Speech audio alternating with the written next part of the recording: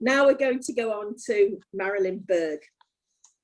Marilyn grew up in a Boddington's off licence in Lower Broughton, Salford.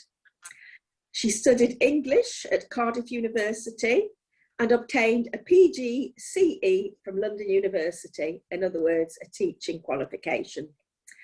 She taught for 29 years in state comprehensive schools, 17 of those years at Bramhall High School. She's presented at Limwood Jewish Cultural Talks, and before the pandemic, she sold raffle tickets for the National Trust at Dunham Massey to help conservation work. She's been married to Jonathan for over 40 years, and he's a comedian as well. So their house must be a bundle of laughs all the time. She's got 2 daughters, several grandchildren. Before the pandemic, her hobbies were going to the theatre, visiting stately homes, taking part in murder mystery plays written by her husband to raise money for charity. But in the past 12 months, her hobbies have been reading and sitting in the kitchen chatting to Alexa. Finally, I remember when she entered the room for the first comedy lesson in January 2014. I'd known Stephen Pullman for many years because we did amateur dramatics, and I was actually his father's daughter in a play. That makes sense. So I looked at Stephen Pullman sitting next to me, and we looked at Marilyn, and we looked at this very serious, stern-looking woman, and we rolled our eyes, and I said to Stephen, well, can't imagine she's a bundle of laughs. Anyway, she certainly was. She won the Laughter Factor comedy competition, and don't let her face fool you, because Marilyn is very funny. So over to you, Marilyn Berg. Well, thank you, Heather. I didn't really know that you didn't like me. I'm really quite upset, but I'll get over it. I will get even with you. Thank you very much for the invitation to this lovely event tonight. I'd like to say hello, obviously, to Heather and to Stephen and your wonderful impersonations there. To Jackie, there you are. I know Jackie, who is friends with one of my cousins. Some of you might find it intriguing that it's not only Muslims who have cousins, Jews do as well. I thought that, am I right in thinking that Sir Peter Fahey was going to be here tonight? No. Oh, well, that must be another thing. But I'd also like to say hello to Councillor John Mullen, who I believe is he's a ceremonial mayor of Salford. I'm just going to try and find him on here. Where are you? May I call you John? You can't unmute, his screen's going mad. And I was just quite intrigued as to what a ceremonial mayor does. When I was growing up, there was only one mayor. So does the proper mayor, in inverted commas, do all the hard graft, and does the ceremonial mayor get all the bridge rolls and the cups of tea? I'm quite intrigued by that. I thought David Berkley's introduction about Purim, his explanation, was utterly brilliant. But if you don't mind me saying, David, I thought maybe you could mention that, especially this year, during this weird pandemic, the added bonus of Purim this year would be that it might persuade some very Haredi, very Orthodox Jews to actually wear masks.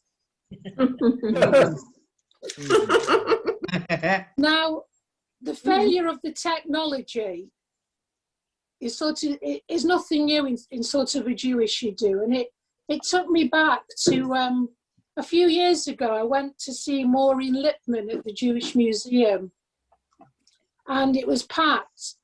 Unfortunately, she was talking, but unfortunately the microphone failed, the whole sound system failed. They tried to make it work, but they couldn't. And in the end, she said, you know, obviously she's a trained actor, she's a fabulous actor, and she would project, which she did. She did fabulously well. Anyway, afterwards I went up to her to get a signed copy of her book. And I just said to her in a very bouncy, jocular way. Maureen, you can tell you're at a Jewish do. If, God forbid, somebody had had a heart attack in the audience and you shout, "Is there a doctor?" You'd be killed in the stampede. But a Jewish do, you can't shout, "Is there a sound engineer?"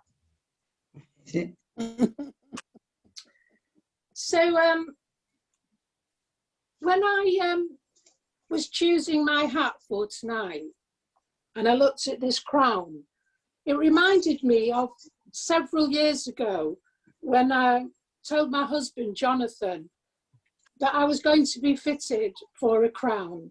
And he looked absolutely startled because he thinks that I have an inflated ego anyway, but that was taking it a stage too far.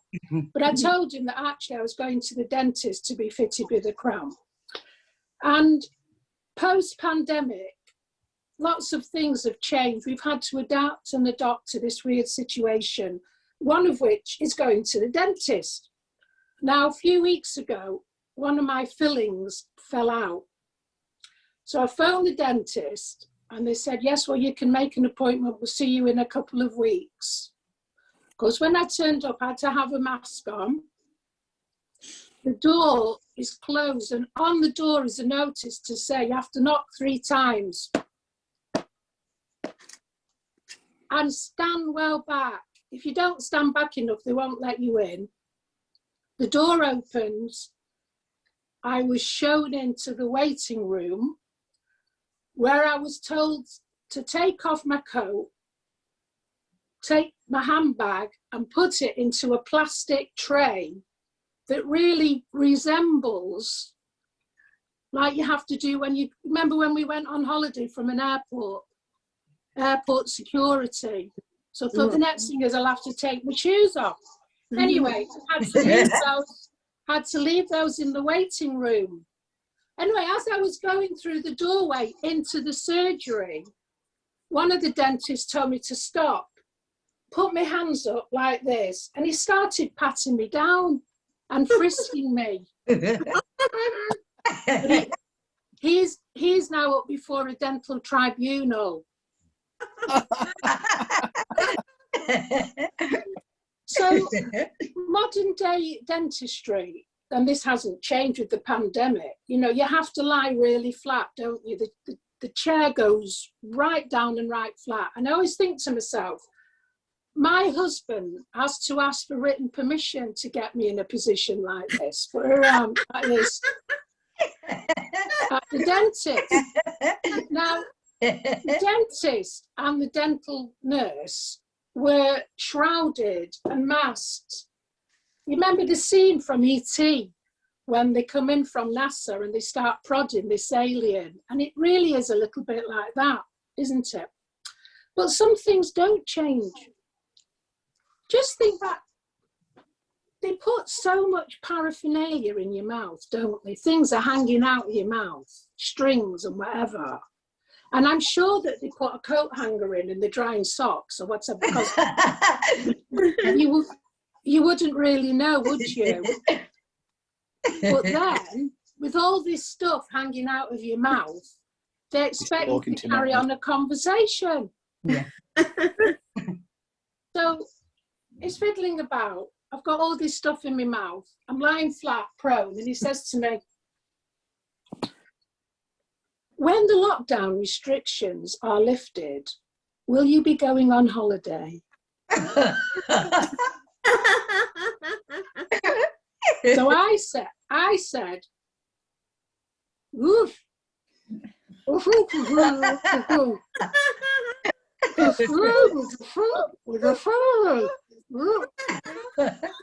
And he said, "I've been there, it's beautiful." And then he said, "I can recommend a wonderful restaurant." So I said, "Well, fish. Fish." And he said, "Yes, they serve lovely fish."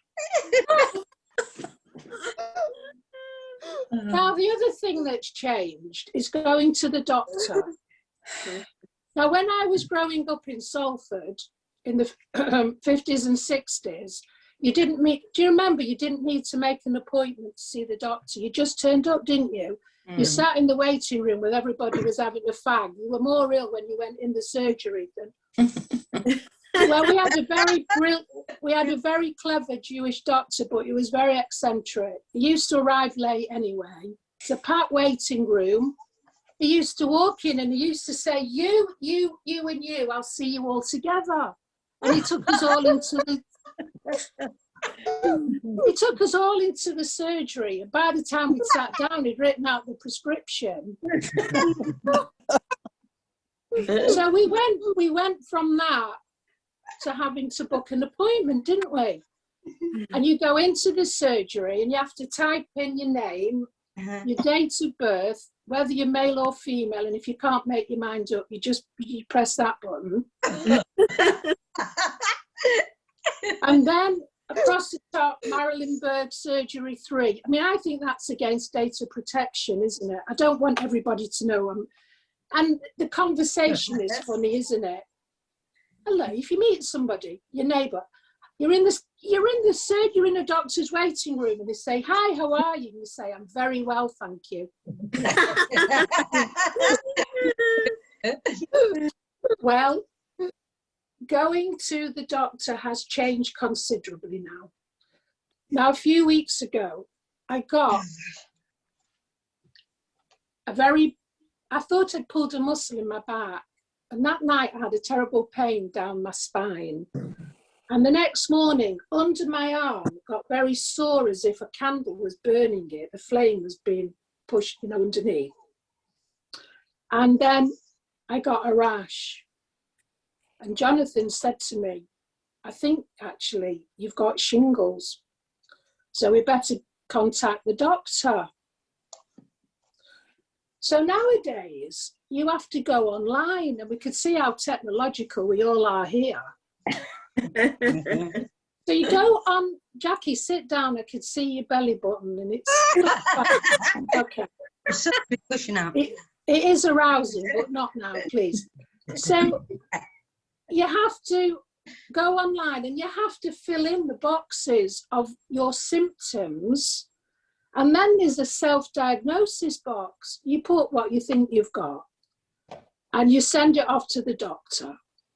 The doctor phones back and you explain, and then he or she will either say, "Well, actually, yes, that does sound like your diagnosis." And it's more of a viva than a chat. And, or they'll say, "Well, no, I don't agree with that, just hazard another guess." Anyway, so he said to me, "Well, actually, yes, it does sound as if you've got shingles. Could you send me a photograph?" So I did. Anyway, almost instantaneously, I got a reply. "No, not one of you on a beach in Devon. I want a photograph of the rash."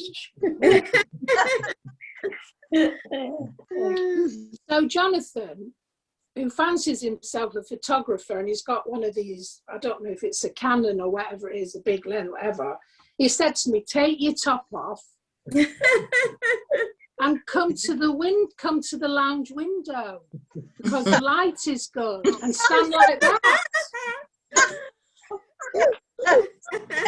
But then he got quite carried away, and he said, "Wet your lips, purse," like, and he's clicking and clicking from all different directions underneath this tap back. I suddenly became aware of a small crowd that had gathered outside on the pavement, some with binoculars. And one enterprising chap, he'd set up a coffee and cake stall. So the doctor said, "Yes, eventually, this is shingles." Jonathan went to get me the antifungal pills, which are massive. They are massive. They're like 800 mg. Antiviral, whatever you... Oh, the antiviral. Who said that? Who said that? Because you just spoilt the next joke. So if I meet you in the street, but they are antiviral. But listen, for this audience, they're antifungal. So I left them in the kitchen next to the vegetable rack, and unfortunately they killed off all the mushrooms. So I'm going to wrap up now with what I hope is a heartwarming story, and really encapsulates what an event like this is about, bringing together two communities to celebrate what unites us and to respect what our differences are. So there's a Jewish man and a Muslim man. They live in the same area. The Jewish man worships at the synagogue on one side of the street, and the Muslim man worships at the mosque on the other side of the street. And initially, they just look at each other, and then they start nodding, and then they start saying hello, and then they start chatting. And they find that really they quite like each other, and they've got a lot that they like to talk about. And the relationship becomes closer, and they start going to each other's family events. They break fasts together. They go to family events like weddings, and they actually start to see each other as brothers, which when you think about it, Muslims and Jews are, you know, half brothers, half sisters, sharing the same father. So one day, the Jewish man says to his Muslim friend, look, you know this food that we're both forbidden to eat that begins with P? Have you ever wanted to try it? And the Muslim man says, well, actually, to be truthful, I have. So like two naughty schoolboys, they hatch a plot, and they find a restaurant away from their area where nobody will see them, down a side street, a little obscure restaurant, and they go there one night and they order it. Now, when it arrives, it's a piggy head with a big red apple in its mouth, a pineapple ring round each ear, and a cranberry stuffed up each nostril. And just as the waiter puts it on their table, who should walk in but the rabbi and the imam? And the two friends look at their religious leaders and say, just look how this restaurant serves fruit. And on that note, thank you very much for inviting me. And I wish you Hag Sameach, Happy Purim, and Shalom.